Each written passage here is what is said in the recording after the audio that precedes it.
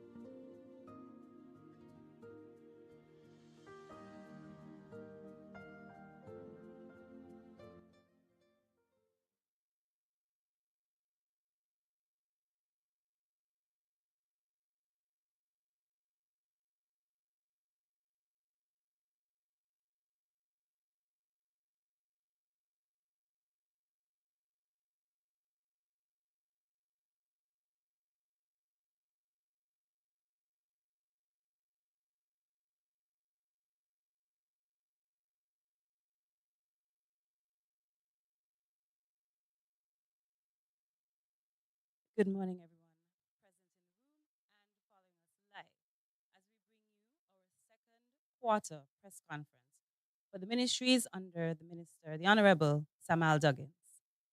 Honorable Samal Duggins, Minister of Sports, Agriculture, Fisheries and Marine Resources, Small Business, Entrepreneurship, Cooperatives and the Creative Economy. Miss Valencia Sider, Permanent Secretary for the Ministry of Sports. Mr. Miguel Fleming, Permanent Secretary for the Ministry of Agriculture, Fisheries and Marine Resources. Ms. Delreen Taylor, Permanent Secretary for the Ministry of Small Business, Entrepreneurship, Cooperatives and the Creative Economy. Ms. Erla Clark, Registrar of Cooperatives. Ms. Robertine Webb, Director of the Creative Economy. Mr. Pierre Liebert, Director of Culture. Ms. Maritza Queely, Port Officer within the Department of Marine Resources, who's sitting for Director Randall Thompson. Other dignitaries and senior government officials, distinguished guests, members of the media present with us today, colleagues, friends, all. Good morning again and welcome to our second quarter press conference update. I am Leah Craig Chatterton and I'm the Director within the Ministry of Small Business, Entrepreneurship, Cooperatives, and the Creative Economy. But this morning, I have the honor of serving as your chairperson of today's press conference. As we begin this second quarter update, I invite everyone to please stand for the playing of the national anthem of our federation.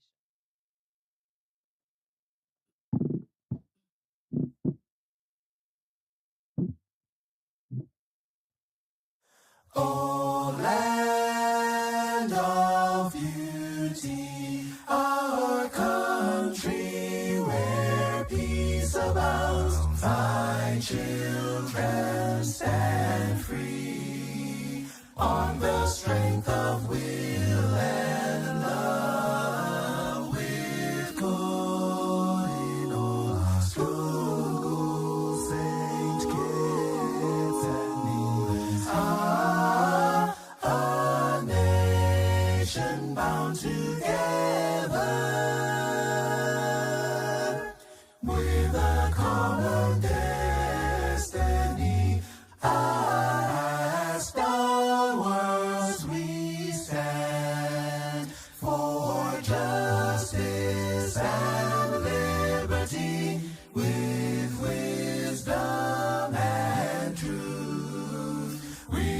serve and honor thee. No sword nor spear can conquer, for God will sure defend. His blessing shall forever to posterity extend.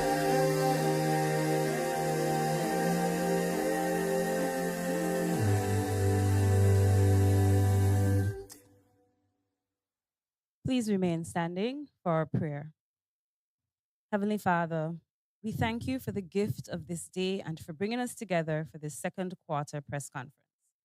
We ask for your guidance and wisdom as we gather to reflect on our work and plan for the way forward. Bless our leaders with wisdom, vision, courage, and integrity as they continue to raise the standard for the good of our people. Grant us clarity in our discussions and togetherness in our purpose so that all we do may uplift our communities and honor your will. May today's proceedings be fruitful and may our actions always lead to progress, growth, and betterment of all. We ask these things through your holy name. Amen. Thank you, and please be seated. Please allow me to also recognize the presence of Ms. Shannon Hawley, Chair of the St. Kitts Nevis National Carnival Committee. It is my distinct pleasure to welcome you again to our second quarter press conference for 2025, held under the theme, Raising the Standard. This quarterly press conference is part of our commitment to transparency, accountability, and keeping you, our farmers, our fishers, our sportsmen and women, small business owners and entrepreneurs, creatives and cultural practitioners, cooperative societies alike, our people, informed about the progress and performance of our very vibrant, dynamic, and active ministries and departments. Our theme this quarter, Raising the Standard, is more than just a catchphrase. It is our commitment to continuously push the bar higher in everything we do, from planning and policy making to implementation and delivery. It means setting clear goals, demanding excellence, and ensuring that every initiative and project meets the higher mark of quality, impact, and service for our citizens. Once again, we're taking an approach that is open and engaging. And today, instead of lengthy speeches, each department will present a pre-recorded highlight reel capturing the milestones, successes, and ongoing efforts that are moving us forward and raising the standard of what good governance looks like. At the center of this program, of course, is leadership that insists on excellence, takes decisive action, and focuses on delivering results that truly make a difference.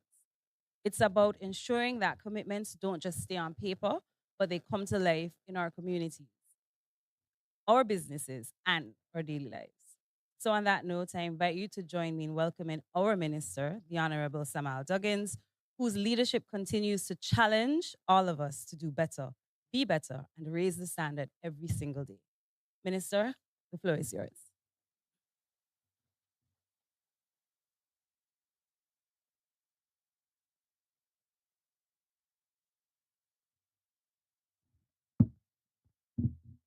Pleasant morning, distinguished colleagues, staff across the various ministries under my portfolio, friends in the media, as well as all you beautiful people across St. Kitts and Nevis, and those that are tuned in and watching or listening from beyond our federation. Now, this morning, I stand before you with a profound sense of gratitude and humility to report to the nation on the work accomplished across my ministries over the past 3 months. Today, I wish to share information with you. Information that I believe that speaks to a simple truth. That St. Kitts and Nevis is not merely moving forward, but we are indeed raising and rising to a new standard. We are proving to the world that small islands can dream bigger, that we can build bigger and stronger, and that we can soar to heights higher than ever before. over the past 3 months, we have seen some of the bold visions be transformed into real victories.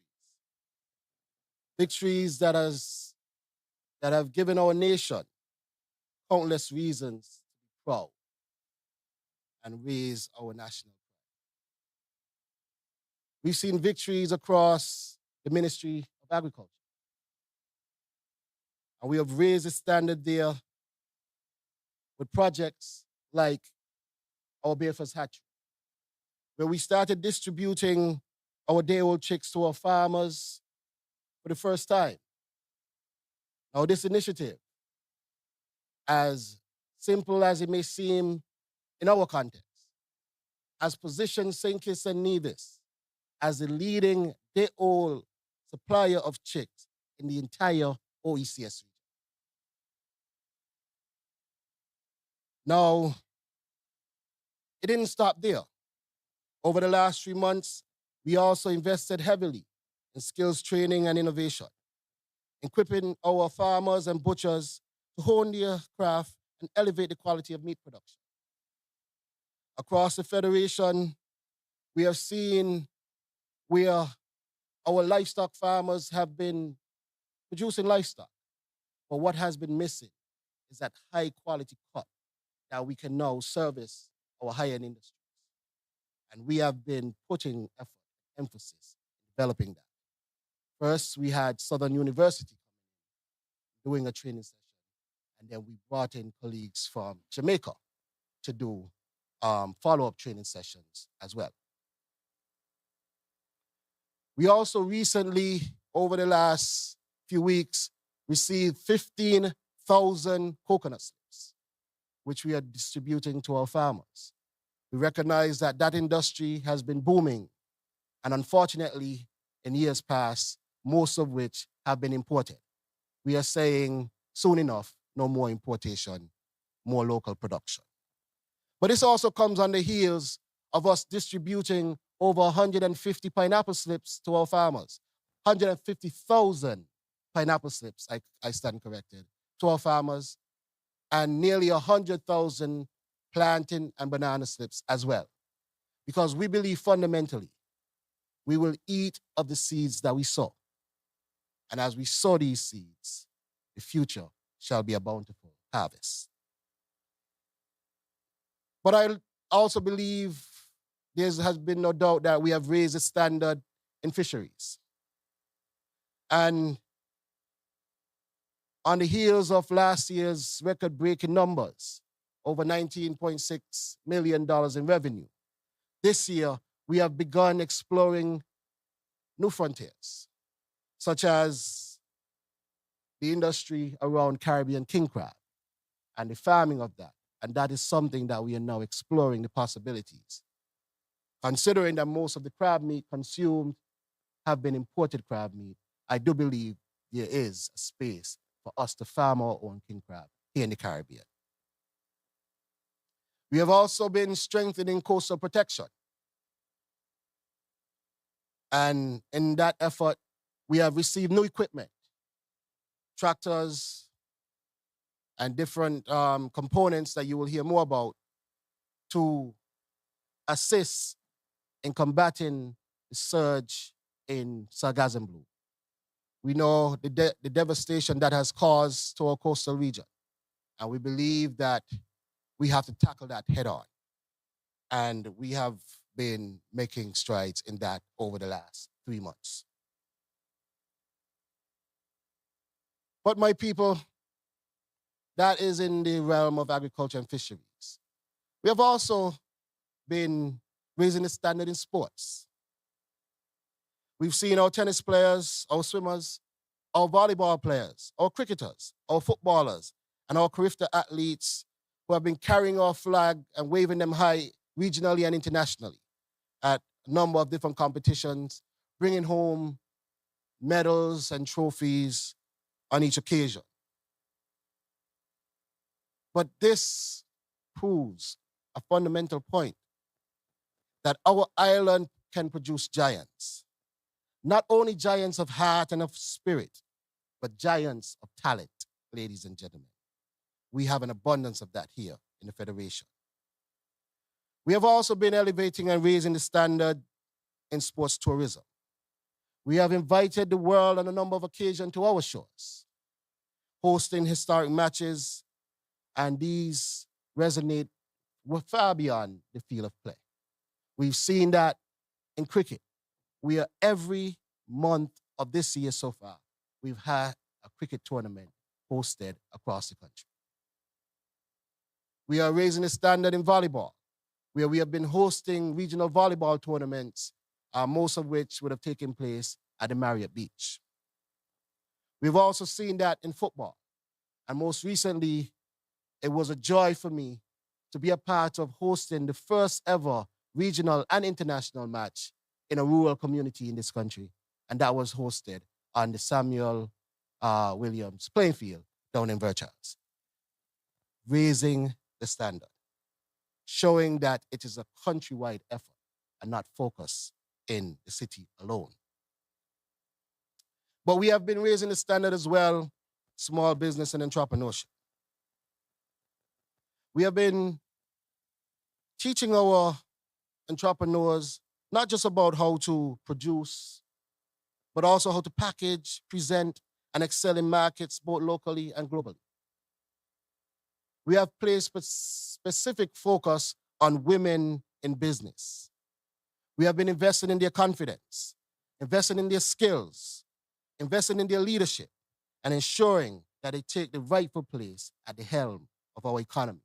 Because we believe that any economy that is run and has a proper balance of women is an economy moving in the right direction. We have also been raising the standard in the creative economy. And in this sector, we have seen our homegrown talent take center stage locally, regionally, and internationally in a bigger way than ever before. We've seen where the right mix of training, international connectivity, and mentorship has brought artists like Dejour, has connected bands like Small Acts, Grandmasters, and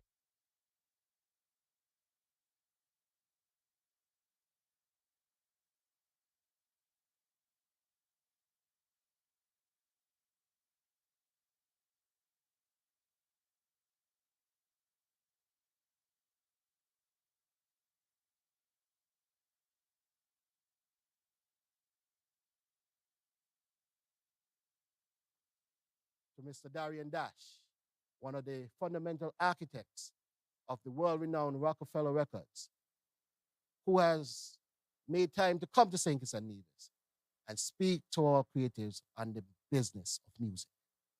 Also, Steve Urchin, Dana Shagan, Damon DeGraff, and the powerful Kosai, who are all a part of our most recent rhythm retreat, to where you will hear a lot more on that development and the music that has come out of that wonderful initiative. But in the creative industry, as we empower that, we cannot forget culture, because we are nothing without our roots and our heritage.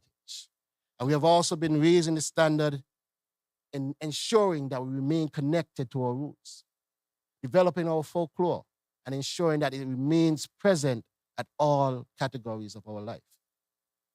Also preserving our sacred historical sites to make sure that we never lose the essence of who we are while we are endeavoring to develop who we are becoming. And also celebrating our heroes that ensure that these stories are told to generation after generation. We can never forget that. And I always say, when we think of history, we think in the context of the stories that we've heard and the art that we see. And we need to ensure that we document today that future generations will understand who we were as a people here in St. Kitts and Nevis in this era of our existence. But as we talk about that, and as I bring the curtain down on the creative sector, I cannot go on without talking about how we have raised the standard in sugar mass. Ladies and gentlemen, we have celebrated successive record-breaking years over the last 3 years. Last year being the biggest by a number of standards. Biggest in so many categories of evaluation of our own sugar mass, and regionally as well. But more importantly, ladies and gentlemen, it is the economic impact that sugar mass has had on our country. When measured scientifically, suggests that our sugar mass last year, data that suggests that our sugar mass last year would have earned economically over $21 million over the 2-3 week period of sugar mass for the St. Kitts and Nevis. And that is a significant amount. And I believe as we launch earlier than ever before, as we have now positioned ourselves to be more prepared than ever before, Sugar Mass 25-26 is definitely scheduled to be one of the best ones yet. But as I wrap up, ladies and gentlemen, I want to also talk about how St. Kitts and Nevis has been setting a new standard in uniting Africa globally. In recent months, St. Kitts and Nevis has raised the standard in fostering transatlantic trade, cultural exchange, and transatlantic unity. We are leading a new era of connection between the Caribbean and Africa, a vision that took flight quite literally this past June. A plane landed here and we welcomed directly from Nigeria over 120 persons on that flight. Now, ladies and gentlemen, this historic moment, not just for me, but I believe for all of us, should signify a living legacy. Because this moment is actually the realization of the dreams that were once imagined by a number of great visionaries. We've heard the great Marcus Garvey speak about it. We've heard the great Bob Marley speak about it. And countless others about the idea of uniting the Caribbean and the Black diaspora with the motherland.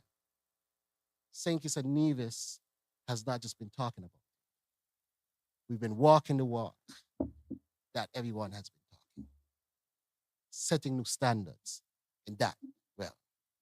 And I believe these are things that we should be proud of, because at the end of the day, as one of the smallest countries in the Western Hemisphere, to be doing the things that we have been doing and leading the course as we have been leading the course, our people are showing the tenacity, the strength, and the poise that stands behind that statement that we small but we tall. And our people have been demonstrating that. But this does not come by our efforts alone. Our collaboration across the globe with a number of entities. Particularly, I wish to highlight Aquarian Consult, who has been one of the teams behind these initiatives and ensuring that we turn these from vision into tangible action. And I want to give all the credit in the world to Aisha Mena and Aquarian Council for all the work that they have been doing across the Atlantic to assist in these initiatives. And so we see, when we look across all the ministries over the past 3 months, we have proven one thing beyond a doubt, that raising the standard is not merely a slogan or talking point. It is indeed our duty. It is our calling. And it is the surest path, I believe, to our nation's greatest potential. And we will continue raising the standard, especially as long as I have the remit of leading these ministries. For our farmers, for our fishers, for our athletes, our entrepreneurs, and our artists and creators of all sorts, including every single citizen, everyone whose dreams are tied to this federation.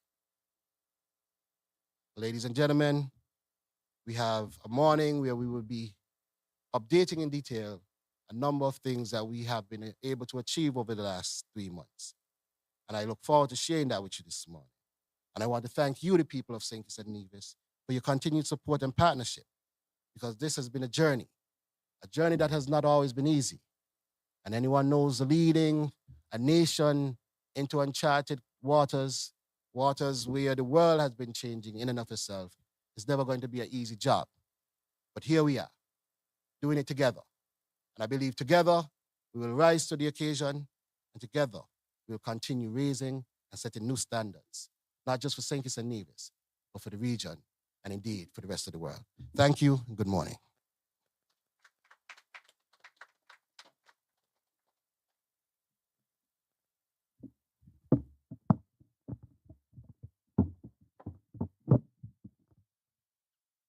Thank you, Honorable Minister, for those powerful and inspiring remarks. Your words are a continuous reminder that raising the standard isn't just a theme, and it has to be a daily expectation when working in your ministries.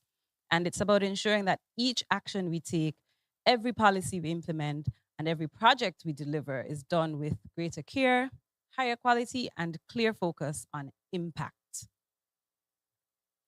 So now let's turn our attention to these updates and see firsthand how the vision is taking shape, how our goals are being met realistically, services are being improved, and our standards are being lifted across the board.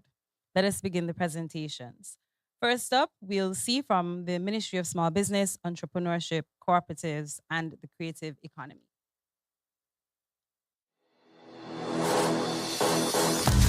This quarter, the Department of Creative Economy kicked off big.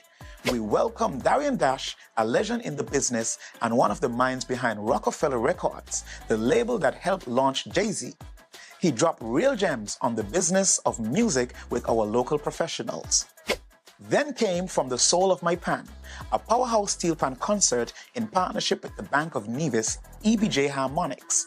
Virtuosos like Andre White and Duvon Stewart performed alongside our very own Nigel Prentice and Dijon Francis. Next, we made history with the Afro-Caribbean Exchange welcoming the first ever direct flight from Nigeria to St. Kitts and Nevis. Over 100 changemakers came together for cultural workshops, school tours, and more. We took it up a notch with Rhythm Retreat, a week of intense music development with industry giants like Hossein, Dana Shagan, Steve Wilson, and Damon DeGraff. It ended with a 60-person industry brunch filled with live pitching and powerful connections. We celebrated the 25th Heartbeat Drumming Recital with over 200 students and honored our music specialists Anelta Wilkin and Roy Phipps. And at the St. Kitts Music Festival, we partnered with the Ministry of Tourism to create unforgettable arrival experiences.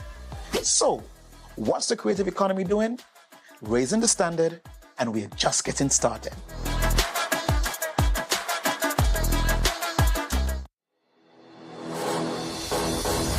At Cultural Heritage, we have continued raising the standard, just like the ebb and flow of the waves in our Caribbean Sea. We welcomed the Kalinago chief from Dominica, who came to bless the sacred ground at Bloody Point, the site of the Kalinago massacre. Remarkably, several of our activities took place close to that sacred ground, including We Villaged At, the Challengers Stone Fort edition. This community uplifting event saw the honoring of 4 outstanding adult residents and 2 young creatives. Griot, another hallmark initiative, took place at Oasis at Wingfield Manor. There was also amateur storytelling and a children's corner complete with jumpy stories. Cultural Heritage also hosted the inaugural marketing workshop with our folklore practitioners. Facilitator Yarony Morton informed on several marketing tools, including networking and effective use of social media. Cultural Heritage in turn did its own networking when we met Coyote, director of Black Bones Theatre Company. One highlight of the parting gala was a dancing and drumming presentation featuring our folklore along with Nigerian Black Bones Theatre Company. The media launch of our Swank Creative Cultural Music Challenge follows our cultural music theme. Our minister emphasized that our intrinsic traditional music can inform prospective visitors that our federation is more than a paradise. Yes, it is time for a short layover. See you next quarter to hear how we continued raising the standard.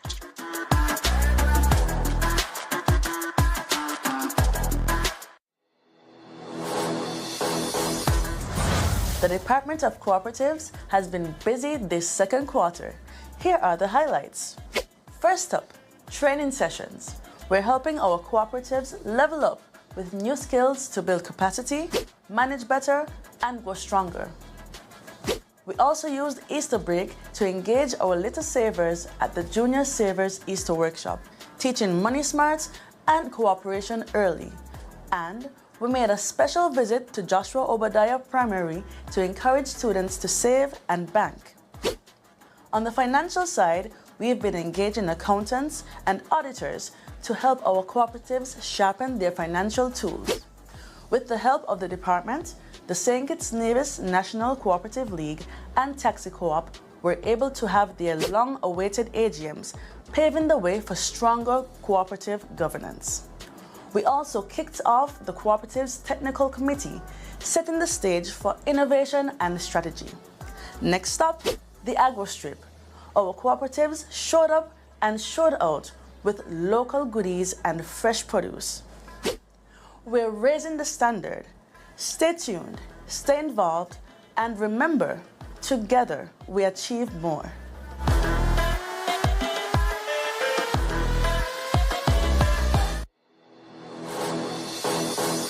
Quarter 2 was all about momentum. The Small Business Development Center continued raising the standard, building stronger entrepreneurs, deeper partnerships, and smarter support systems. We kicked things off with labeling standards training, giving entrepreneurs practical tools to elevate product packaging and meet compliance. From Canva design to local regulations, packaging became power. We also invested in leadership. Women entrepreneurs took part in a transformative session focused on business growth, emotional intelligence, and embracing the CEO mindset. That commitment to excellence extended to our team. Staff of the ministry completed the Taiwan ICDF-sponsored UE Entrepreneurship Program, sharpening their skills in leadership, finance, and enterprise development. Our momentum reached new heights at the Afri-Caribbean Exchange Expo. Local and Nigerian businesses connected under the theme, Two Nations, One Rhythm.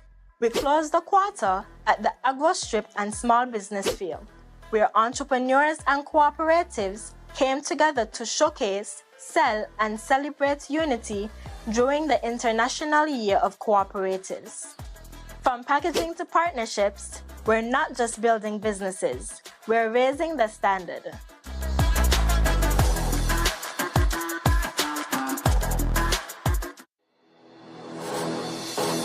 At the Department of Entrepreneurship, we are not just checking boxes, we are raising the standard. First up, financial literacy with real impact. We launched the Building Bankable Businesses program to equip entrepreneurs with the skills to budget, price, plan, create key financial documents, and most importantly, bank on themselves. Then came lights, camera, pressure. The premiere of our first documentary, Apply Pressure, Desiree in the Making, celebrated the hustle, the heart, and the raw talent of our local artist, Desiree, capturing the journey behind the red wine. We also took a major step forward on the regional stage by signing an MOU with Kariri. This partnership unlocks new innovation, research, and technical support for our MSMEs, strengthening the entrepreneurial ecosystem to drive real growth. In addition, we crossed continents to expand our impact. As part of the landmark Afri-Caribbean Exchange between Nigeria and St. Kitts, we teamed up with the Department of Agriculture to host the Agri-MSME Technical Workshop. This international collaboration brought Nigeria and local change makers together to share ideas, build networks, and scale enterprise across borders. 4 powerful moves, 1 clear message. From vision to execution, we are raising the standard.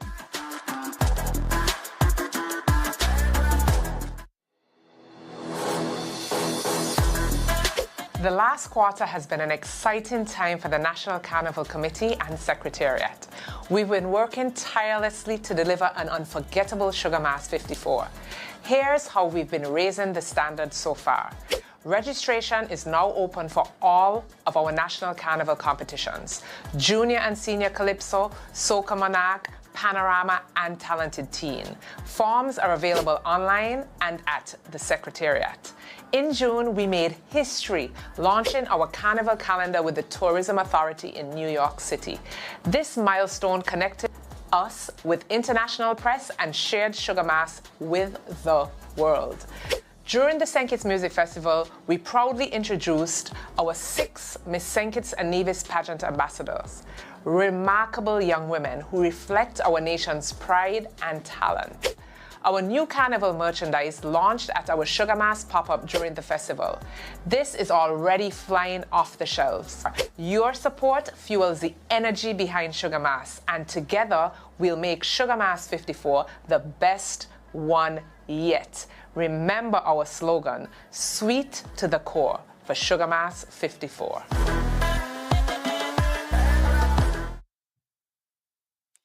That was our quarterly update from the Ministry of Small Business, Entrepreneurship, Cooperatives, and the Creative Economy. Now, stay tuned. We'll see from the Ministry of Sports.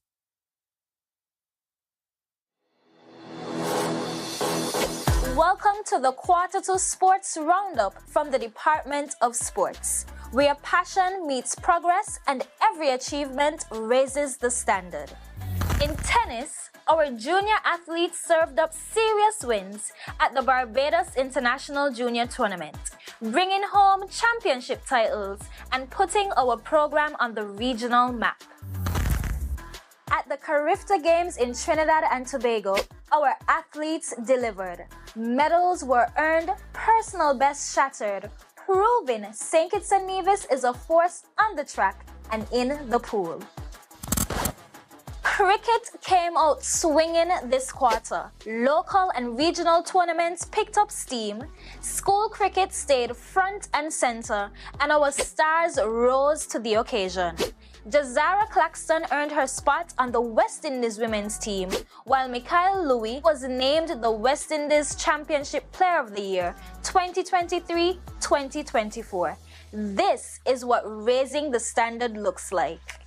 Football brought the world to our shores. This quarter, we hosted 3 major international fixtures right here at home: a World Cup qualifier, an international friendly, and the landmark Afri-Caribbean exchange match against Nigeria. And on the greens, the St. Kitts Open reminded the world that our island is more than a destination. It's a hub for world-class sport and tourism. Together, we're not just playing the game, we're raising the standard.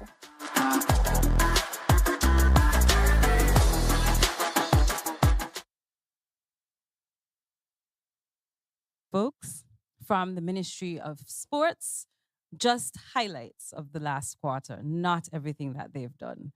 We now head into the Ministry of Agriculture, Fisheries, and Marine Resources to get a peep show of what they've been up to. From food security to global partnerships, this past quarter has been a powerful demonstration of progress. Let's take a closer look at the highlights shaping our future. We hit a major milestone in food security. Over 20,000 day-old chicks will now be available each year for egg production, thanks to the Layer Chicken Industry Sustainable Development Project in partnership with Taiwan ICDF and our Ministry of Agriculture. Next up, the St. Kitts Abattoir leveled up through an intensive meat fabrication training led by Jamaican expert Peter Daniels, with support from IECA, raising the standard for local meat quality. Then came a history-making moment. The Business and Agriculture Expo welcomed our Nigerian brothers and sisters. During this landmark visit, the delegates engaged in a bilateral meeting, bringing together top advisors and officials to strengthen ties in agriculture with the theme, 2 nations, 1 rhythm. And to seal the deal, the Agri and MSME Technical Workshop brought out the best minds from Nigeria and St. Kitts. Real talk, real strategies, real action. And with every milestone, every partnership, and every bold step forward, we're raising the standard in agriculture, and we're just getting started.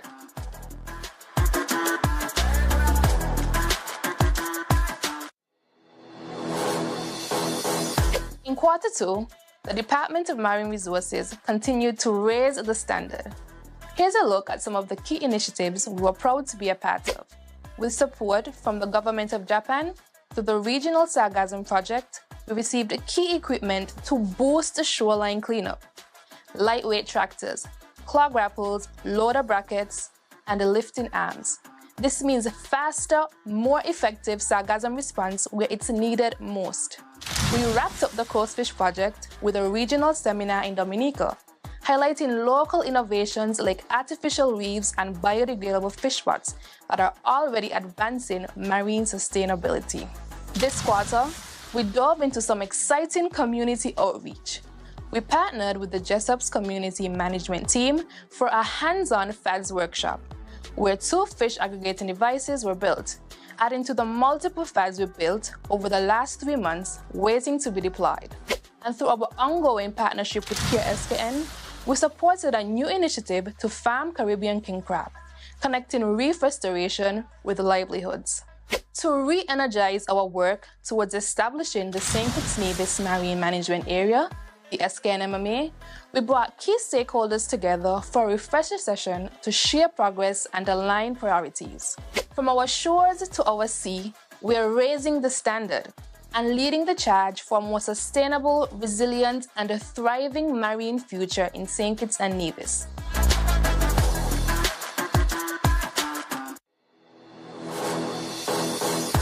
From April to June 2025, the Medicinal Cannabis Authority made major strides towards a more inclusive and transparent medicinal cannabis industry. On April 25th, we proudly opened the official office of the authority on Princes Street, Bastille. The event featured powerful remarks from the Minister of Agriculture, the Attorney General, and the Deputy Prime Minister, all reaffirming the government's commitment to a just and equitable cannabis industry. Remarks were also delivered on behalf of the Organization of Rastafari in Unity, emphasizing a crucial national principle that the Rastafari community must receive first and preferential access to the medicinal cannabis industry. It was announced that the cannabis licensing fees will be completely waived for registered Rastafari groups. In May, the authority also made several media appearances and hosted 3 town hall meetings in St. Kitts to explain the licensing process and gather public feedback. These open discussions were frank, insightful, and deeply valuable. We're building not just an industry, but a legacy of inclusion, education, and empowerment to raise the standards and harness the full potential of medicinal cannabis.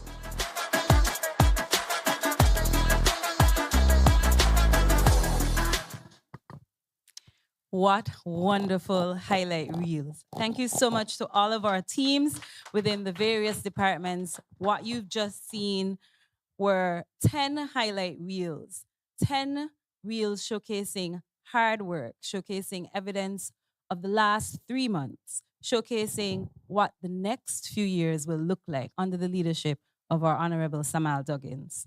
It's a reflection of how vision and decisive action are turning into real, measurable results on the ground. From empowering small businesses, nurturing our creative industries, and developing sports, to strengthening our food security and marine resources. Together, we are truly raising the standard. We're now arrived at our Q&A session, and I'm certain that there's much to be asked, having viewed all of the work that's been happening over the last quarter. So we'll now open the floor for questions and answer.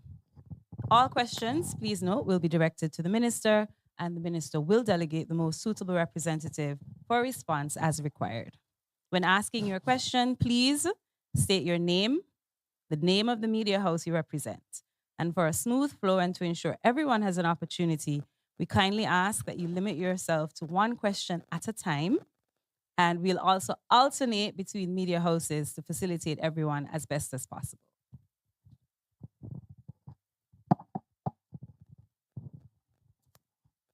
Morning, German Abel, SKN Vibes. One question, multiple parts. Mr. Minister. Sounds like you're cheating. The underlying theme I'm gathering from this press conference this morning, what has been done across your ministry is the ministries is a focus on the relationship with Africa, because it seems as though it touched every ministry within under your portfolio. What's the major focus area for you in terms of this relationship with Africa? Because one of the things I've recognized that has not been done so far is educating the people in terms of this partnership that you guys and the government is seeking to engage the Nigerians with regarding your travels and the exchange here. I want to thank you for that question from SKM Vibes. I am trying to contextualize the question, but you asked what's the main focus area. But as you recognize, there are multiple focus areas. One focus area obviously is to do with trade, particularly agricultural trade as it relates to my ministries. And with that, we have done a number of things. The workshops that you saw displayed there, but we also hosted, there was a team that was sent by the Minister of Agriculture of Nigeria, and we hosted bilaterals to discuss the furtherance of the MOUs that we have with Nigeria to really establish tangible trade between the regions. Now, why is that so important? We've seen recently what is happening with the North. Tariffs, the different issues that we've been having with the geopolitics. We believe that we need options. We are not saying let's done away with the North. We are saying we need to have options. And what is not an option readily, unless it comes through the North, is trade across the Atlantic with the South, being partly Africa. Other countries, but we have established that relationship, particularly first with Nigeria, and we are expanding upon that. So that's one area. But then there's also cultural trade. And we saw that on display. They sent cultural groups to learn from our cultural groups, but also to share with our cultural groups. And if you were there at the closing gala, there was a performance that happened where both cultural groups performed together, having elements of each other's cultural presentation in one performance. But that extended far beyond just the performance, but the education, as you mentioned, and you were saying that there wasn't, but I believe the education was a critical component.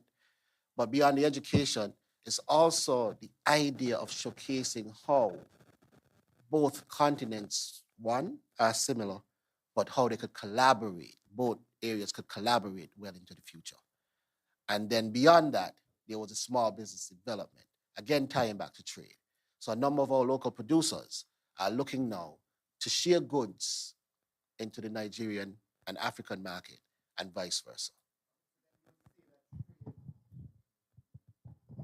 So then you would conclude that trade is a major focus in this relationship between that you guys are forging. Yes, trade stands at the center and of the relationship. And we are taking it further. What I could say is there are ongoing, not just discussions, but matters developing to make that more tangible. And I don't believe that that flight you saw would be the last one in a real way. And I also believe that we will soon see cargo actually landing here and leaving here back to the continent.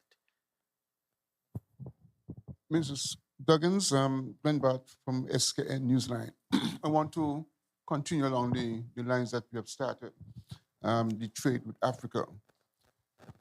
You have mentioned that the memorandums of understandings, you had trade was at the core. But here are the facts. In the Caribbean, we have serious difficulty trading among ourselves. Transportation is a big issue. Now, you're multiplying that problem many times over in terms of transportation, cost of transportation between Africa and the Caribbean or Africa and St. Kitts, and vice versa. Quantity of products traded is going to play an important role in terms of keeping costs down. What do we have to trade, really, apart from small quantities of products? How are we going to overcome that cost factor and the transportation factor? Because I don't know if you realize that even if we were to become a hub, certain infrastructure will have to be created on the ground here in St. Kitts at the airport. Even our airstrip is too short for direct flights from St. Kitts to Africa. And that means that we'll have to extend our runway. So I want you to talk about the practicality of developing this relationship in trade between Africa, Nigeria in particular, St. Kitts and Nevis, and the rest of the Caribbean. And I wish, again, thank you for that intervention. However, I would like to say before I start that we also have to be careful that we don't put opinions as facts. The airport runway cannot never be too short to accept a direct flight from Africa when it did. It actually did. Just a clarification. It actually did. Just a clarification. And it accepted one of the largest planes, a 777. Yes. I agree. And so that was an opinion. That's not the issue I'm talking about. Yes, but I was There is no problem in having a direct flight coming from Africa, England, Sri Lanka, direct to St. Kitts. That is not a problem. The plane will come and it will land. You cannot take an aircraft as big as that plane that came, the 777-300, and take a direct flight from St. Kitts to Nigeria. It is impossible. It will not take off. It went to Antigua to get refuel because it could not take off with a full load of fuel to go to Africa. That is what I mean. We have to extend the runway. A plane like that requires a minimum of 8,000 feet of usable runway to take off. We have 8,000, which is not usable. It means that the plane has to take off by 5,000 feet. It's not going to happen. So that is why I said infrastructure is going to be important. I've done the research. Again, if we're talking about the development of infrastructure, I agree. But again, I reiterate, it did. So you can't say it's not going to happen. It did. You saw it, we saw it, it did. But secondly, as we move forward, as we move forward. I don't want to belabor this, but you are missing the point. My point is that if you are going to develop trade, cargo, for example, that's weight. If you're going to have a large aircraft weighed down by cargo coming from St. Lucia to St. Kitts to be taken to Nigeria, etc., you place fuel on top of that, that plane cannot take off at the Robert L. Bratcher International Airport. It will not. With a full load of fuel, it cannot.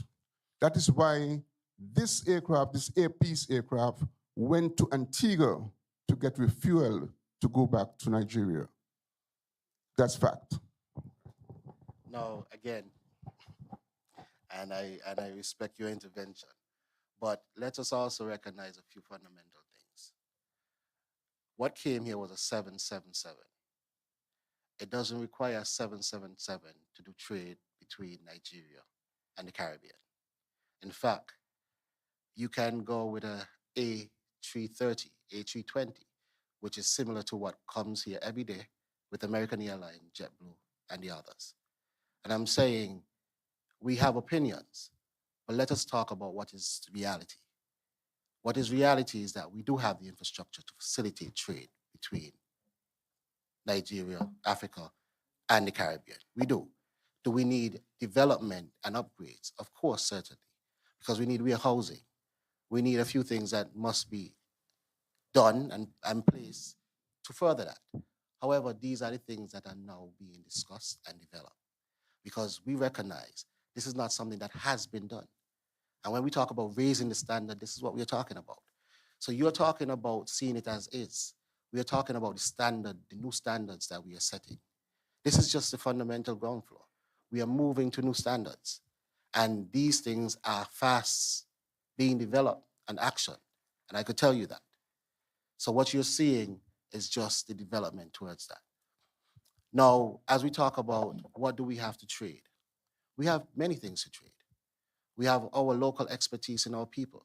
There are things that we understand and we have been leading in that the rest of the world would be happy to tap to our expertise. So we can trade that intellect, that experience. What else do we have to trade? And I want to share this story because I want us not to be misguided by just the thought pattern of what we see on the ground.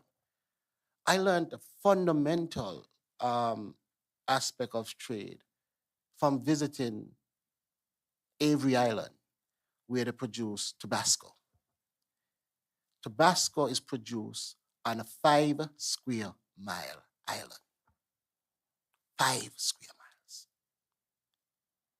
And it is the leading distributed pepper sauce in the world, in the globe, not in the hemisphere, not in the continent, in the world, produced on 5 square miles. We have 68. Now tell me if we can do something. But it's how we look at things. Now, what does this trade mean? Raw commodities could be grown in other countries, including Africa, processed, just as they do in every island, created into products, branded, and distributed. But it's how we look at things. And when we change the way we look at things, the things we look at change. And that's why I'm saying I understand your opinions, but I don't want us to just place opinions as fact, because there's a lot more fact that go behind what is possible and what we are doing. And I'm happy to share, but I just wanted to say early, as we state opinions, let's be clear that there are opinions and there's actual fact that can develop into real tangible outcomes. And I say that respectfully, but just saying that because in your voice as a media personnel, the nation and the world is listening. And some of what you say, they may believe. And what you don't want to put to our people is that something as possible as this, and something that is happening, that they believe that it's not possible, it's not doing that. Because that will be incorrect. So my question still remains, what particular specific plans now do you have to facilitate this idea of trade between the two countries? You have the memorandum of understanding. Correct. What specific steps now are required to move it from point A to point B? We've had the exposition that came, which is useful, but you're going to need more. Correct. So then let's look at the timeline. We signed the memorandum of understanding in March. 10 weeks after, some 10 weeks after, we saw the first plane landing here. So again, here we have moved from point A to point B. We are now talking about moving from point B onward. Part of that is ensuring that we have regular transport between the islands. So now we are looking to establish regular flights, and we are also looking to establish sea trade, cargo moving back and forth. The development of that is also to ensure that we build in the infrastructure to facilitate such large cargo shipments, ports, storage. So that's another point. But at the fundamental base of it, it is we started in March. 10 weeks after that in March, we saw real tangible outcomes. Now we are moving from where we are to even further tangible outcomes. And these are the things that are developing. Now this started at this point 14 weeks ago. 14 weeks. And we are talking about tangible outcomes from conversation to what we've seen so far. So it's not just what you saw as a starting point. It started before that. The discussion started in March when we went to the Africa Caribbean Summit, the PM, myself, and the rest of the delegation. So we are now seeing the strides that's taking us from one stage to another. But the ultimate goal is to establish regular trade between the continent of Africa and the Caribbean and Americas. That is the ultimate goal.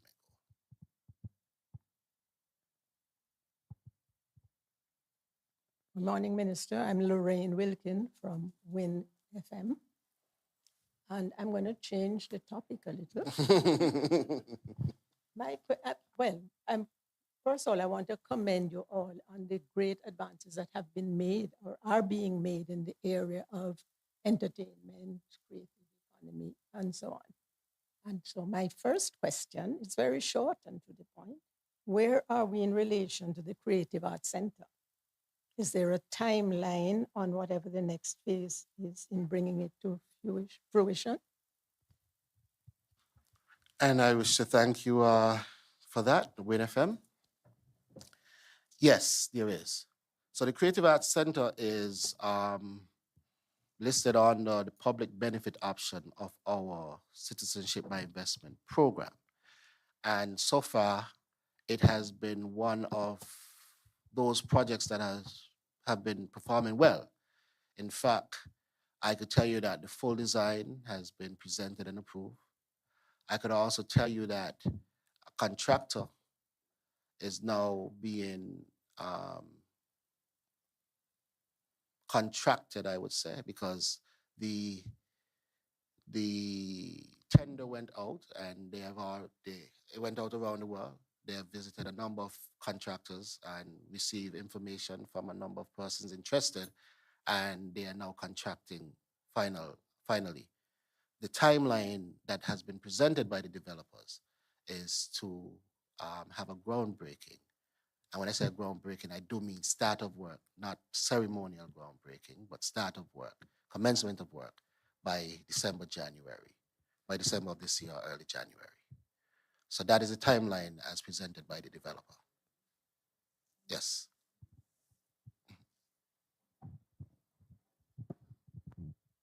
Okay, Mr. Minister, just indulge me a little. I'm going to break the rules a little bit, but I want to go to this, to the agriculture sector for a little bit. We are currently in the Atlantic hurricane season, right? This question is twofold. And it partly piggybacks to the trade side of it. One, what's the department's position as we head into the hurricane season pertaining to sustainability within the agriculture sector? God forbid that there's something major that we can see transpiring in terms of this season, in terms of food security. And also, you mentioned a little bit about Tabasco and the peppers. We're seeing now that tomorrow is the deadline for the trade negotiations with the U.S. Administration and potentially tariffs coming in place. In the long run, there's going to be some increases in tariffs. How is this going to impact your position, the government's position, the agriculture sector, pertaining to the exportation of these peppers?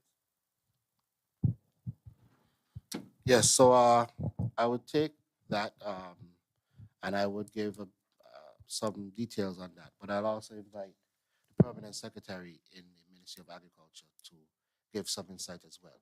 But what I could tell you about the hurricane season and our food security. So we look at food security very comprehensively. One, if you recognize, we spoke about the coconuts that we received. We spoke about the plantains and the bananas. We spoke about the pineapples. Now, these are not just random items that we just pull out of the sky. We have been looking at our food import bill, where we spend money, where we have spent money over the last decade, and where we have shortfalls in local production. And we have been filling those gaps. And so bananas and plantains and pineapples and coconuts. These are areas where significant amount of monies are expensed, but that money leaves the island. Even what we did with the training of our butchers, we also recognize that many of our hotels and restaurants have to import prime cut meat that we grow right on the island. And what was the gap? The gap was how we treat the meat and how we are able to cut have these prime cuts prepared. And so again, we've been filling the gaps. Now, beyond that, we don't operate in isolation. We operate as a part of a number of different organized bodies. One being the OECS, wider CARICOM, wider you have CELAC, and then you have different organized bodies that are even hemispheric and global. Now, if there were to be some issue, I could tell you that we have been in discussion with the OECS. Now, usually a hurricane, and hope I'm not talking out of turn, but hurricanes don't usually hit all islands at once. And so where there is issue in one island, the idea of the OECS is to come together to support that particular island. And we've seen that happen in the case of Dominica when they were hit. We've seen it more recently in the case of St. Vincent and Grenada when they were hit. And likewise, the same support has been discussed to be rendered to any member of the OECS, including us. So that's another factor. Where we fall short, we have our brothers and sisters in the region. And I think that is also extended to CARICOM and wider. Because we can't control the hurricanes, and that's the truth. However, what we can do is be prepared and have the right support prepared to come and assist us when we need assistance, and also to return that when they do need assistance as well. So I think, I don't know if that, there was another part that you... No, you answered that one specifically, but the Tabasco and the trade tariffs. Yes. Now, regarding the trade tariffs, what is the truth behind that? Those tariffs are applied across the board. And so what will happen is that it does not affect St. Kitts and Nevis. These are not tariffs placed on St. Kitts and Nevis. It does not affect the Caribbean. These are not tariffs placed on the Caribbean. It affects the world. And all it does is raise the price across the world. So it doesn't significantly affect trade from a particular region. So I don't think we are concerned at this point about any adverse effects, because every region will have to pay the same tariff, which means the price just raises across the board for everybody.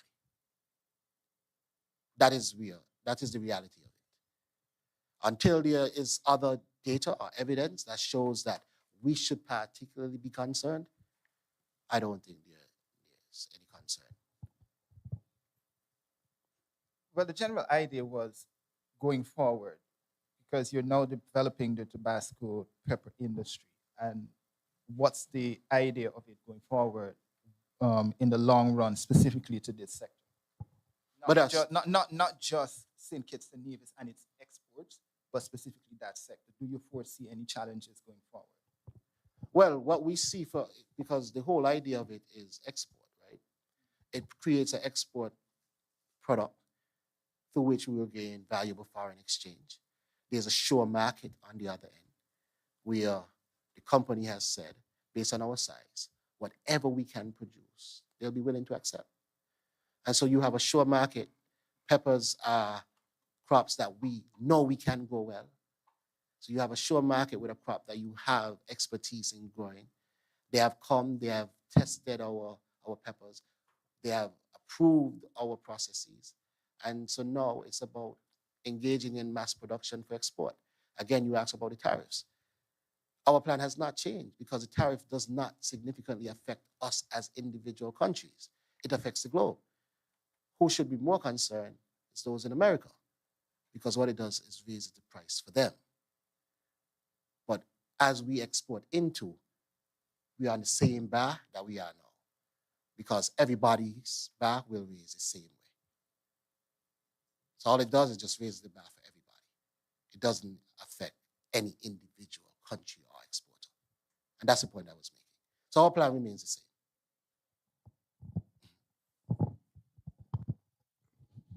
I want to talk about the two things now, egg production and you have the hatchery is now operational.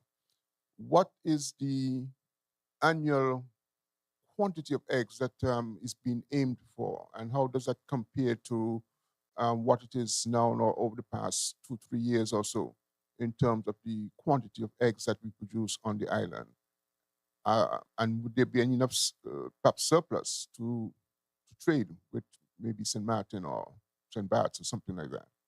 And with regards to the sargassum seaweed, I'd like to get an idea as to, because I noticed that you have purchased some light tractors and so forth to deal with that. What was the impact this year? Because what we have heard is that it was extremely severe in the Caribbean this year. What was the impact on St. Kitts and Nevis, and how much tons of it was removed from the beaches and disposed of? I want to thank you for that question, and I would give the opportunity to the permanent secretary to answer the first one on egg production, and then I would pass it to Ms. Quealy to answer the one on sargassum, as those departments directly deal with those matters. Permanent Secretary, Mr. Fleming. Yes, thank you for your question. In regards to egg production and the hatchery, when we looked at the challenges that we are having first and foremost in terms of importing the old chicks into the federation, we wanted to make sure that we were able to, solve that issue so that farmers can get their birds on time. And generally birds get stressed when we import them, on the airport, having to wait to get them cleared and all those type of things. I wanted to make sure that farmers get true value for their money. But looking at the imports, when we first did the concept note for developing this hatchery, we looked at, I think, over about 4 to 5 years, we import about 20,000 the old chicks. And so definitely this hatchery would be able to produce more than what we're looking for. But this is good because during a certain time of the year, we always run out of eggs and we have to import eggs. But I can say with this new venture, we won't be able to, we won't have to do that anymore. And I think monthly we produce well over 300 and something thousand plus eggs every single month. And definitely there's an opportunity to export because there, from time to time, we would extend our storage facilities to our egg producers because we would have overproduction. So we are exploring our regional markets so that we can start exporting eggs. There are a few farmers actually right now who send eggs to Tatola and those places. So we want to increase our efforts. And because having a hatchery on the island generally would, we have more persons wanting to get into egg production. And so I always ask them the question, are you sure? Because I know generally we produce a lot of eggs and we are self-sufficient. But again, we don't want to create any barriers to entry, but explore other markets so that we can export. So I think that we are doing good. And the hatchery so far has proven that this was a step in the right direction. Thank you. Good morning. Pertaining to the sargassum management, we have not collected specific data as it relates to the quantities that we receive onshore. In the past, removal of sargassum has been done by individual entities directly impacted, such as the hotels. And these would have been those located in the Atlantic region where we have greater influx other than the Caribbean Sea. So we are now, with the requirement of some of these equipment, would be looking at the areas specifically that impact landing site and, of course, the hotel industries and those beaches that are frequently visited by our locals and tourists. And going forward, we hope to have a better management of the removal process of the sargassum and not just leave it to the individuals or persons who have been affected, but have an area management strategy and team in place where we not just remove the sargassum, but have a proper location to store and dispose of it, as well as being able to predict an influx when it occurs. Just a quick follow-up on that. Some years ago, there was the idea that perhaps sargassum seaweed could be used for things like fertilizer and other things. Is that something that's viable still?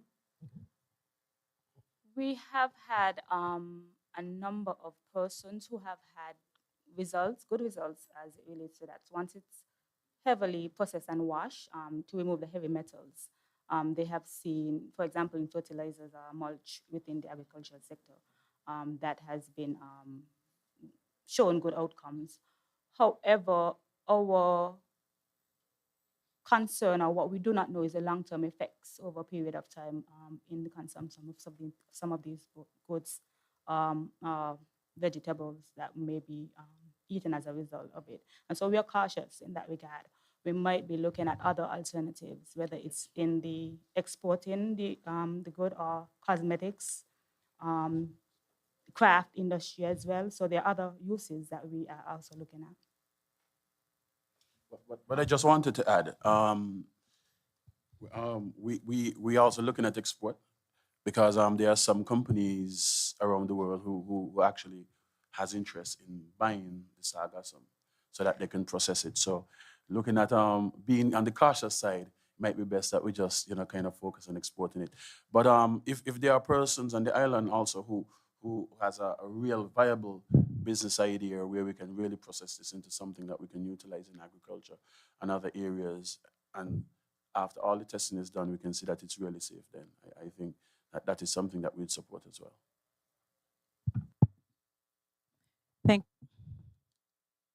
Thank you so much, everyone, for your questions. We just have one last question from our viewership online, and it's in relation to the Ministry of Sports and the reopening of the Kim Collins Stadium. When is that slated for, the opening ceremony? Thank you for that question, and I'll have the Permanent Secretary in the Ministry of Sports take that. Good morning. The rededication of the Kim Collins Athletic Stadium is scheduled for this Saturday, July 12th at 1:30 p.m. Along with the short opening ceremony, we're also going to have an invitational meet between the primary schools.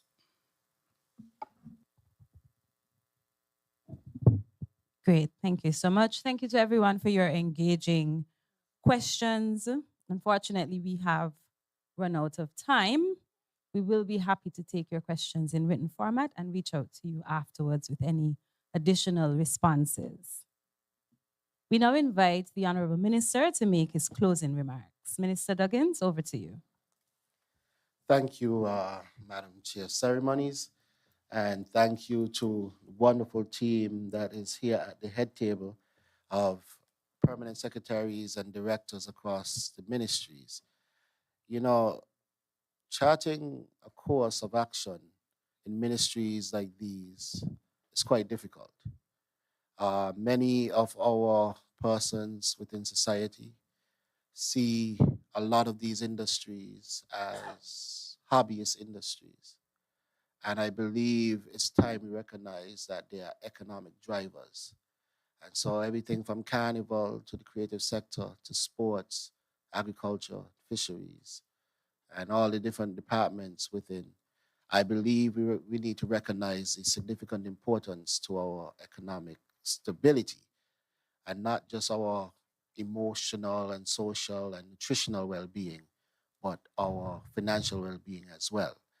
And I wish to take this time out to also thank the members of the media who are here, because for us, this is giving the general public an idea of the tremendous amount of work that takes place within the ministries. Now, everything that you've seen here is just 3 months of work. This is just the last 3 months. And so you recognize the tremendous amount of work that happens within the ministries.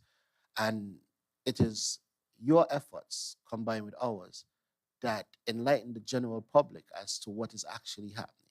And that's why we do this every quarter, to ensure that the general public is kept up to date, to ensure that people understand what is happening within the government, but also what is happening within these various ministries.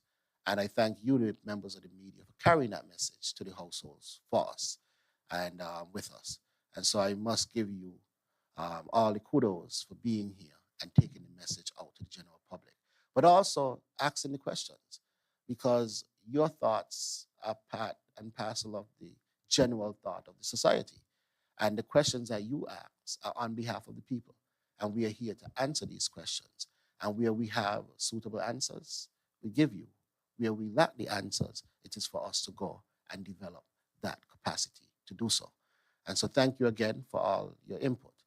But I also want to thank the people of St. Kitts and Nevis, and in a real way to thank the Prime Minister and the Cabinet, because yes, I have a wonderful team here with me, and we have been able to do quite a bit of work. But none of this would be possible without the support of the Prime Minister and the Federal Cabinet, because without their support, the financing and all the other requisite information and everything else that we need would not be there for us to do what we are doing. So it's a collective effort. It is a huge collective effort. And as the minister leading it, I'm inspired on a daily basis. Like even looking at the videos, it's inspiring to me, because when you're head down working, you don't recognize the amount of work that is actually done. But also just to see the amount of young people that are at the forefront of making this possible, it is a huge inspiration for me as a minister. So again, thank you to all of you for making this possible. Thank you for all who would have put this together, the media team behind that's doing all the work, and everyone that has had a hand in this. This is our second quarter, and we do expect to see you at the end of the next 3 months to give you another update as to the work that we would have accomplished. Thank you, and have a wonderful morning. Cheers. Thank you, Honorable Minister. And in keeping with the minister's collective work, I too join the collective to echo the gratitude. So as we come to the close of today's press conference, it is indeed my honor to extend our heartfelt thanks to everyone who's made today possible. First and foremost, of course, we take a moment to give thanks to the Almighty God, whose continued guidance and blessings makes everything possible. We continue to ask for his wisdom and strength as we raise the standard in all that we do for our people. Naturally, we have to thank next our minister, whose political will and unwavering commitment to people-focused leadership continues to drive this work forward. Without his bold vision and determination to act in the best interests of those directly impacted by our efforts, none of these achievements would be possible. A sincere thank you as well to all of our permanent secretaries and directors who faithfully carry out the mandate and ensure that the ideas turn into real results every single day. To our communications units across all departments, they have a thankless job, but thank you for telling the stories. Thank you for keeping our citizens informed and for shining the spotlight on all the good work being done across these departments. A special thank you to the production team at Create TV within the Department of Entrepreneurship for today's presentations that you saw on screen, our photographers in the room, media houses, radio stations, broadcasting live, and Oddvid Solutions for making sure our message reaches far and wide.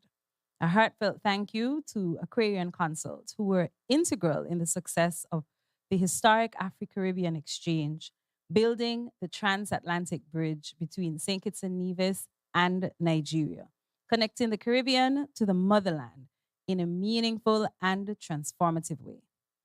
To our graphics team, MD, CT, iCreatives, to Nima and everyone else who played a role, your contributions definitely have not gone unnoticed. Above all, thank you to the people of St. Kitts and Nevis, who entrust us, who support us, and engage in terms of what we do to push us and keep us raising the standard. And to anyone who contributed in any way behind the scenes or up front, please know that your efforts are deeply appreciated. Thank you all for joining us for this second quarter update. And to echo the minister's sentiments, we look forward to seeing you where we can showcase proudly all of our hard work that we will do in quarter 3. Thank you so much. This one is for all of me, darling. As anyway, we did the girl and dolly up. Juve them dolly up. Parade them dolly up. They call me straight sugar mass out of them dolly ups. Out of them dolly ups. Them girl them dolly up. And this is